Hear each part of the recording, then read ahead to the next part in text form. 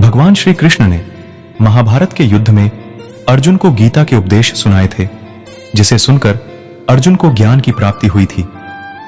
वहीं यह गीता का उपदेश युद्ध भूमि में खड़े अर्जुन के लिए नहीं था, बल्कि यह संपूर्ण मानव जाति के लिए है। और यह उपदेश एक तरीके से लोगों के जीवन में सफलता पाने के लिए अचूक मंत्र भी है। आइए जानते हैं गीता सार के बारे में, जो इंसान के भीतरी मन की उठापटक को शांत कर उसे सफल जीवन व्यतीत करने में सहायता करते हैं। आपने अक्सर यह सुना होगा कि जिसका कोई नहीं होता उसका भगवान होता है। गीता सार में भी यह कहा गया है कि ईश्वर हमेशा मनुष्यों का साथ देता है। वहीं जब व्यक्ति इस प्रभावशाली सत्य को मान लेता है तो उसका जीवन पूरी तरह बदल जाता है।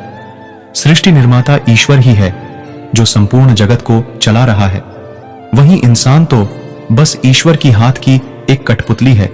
इसलिए इंसान को कभी अपने भविष्य या फिर अतीत की चिंता नहीं करनी चाहिए, क्योंकि हर विकट परिस्थिति में ईश्वर इंसान का साथ देता है और उसे मुश्किलों से बाहर निकालता है। इसलिए हम सभी को ईश्वर पर भरोसा रखना चाहिए। संदेह की आदत इंसान के दुख का कारण बनती है।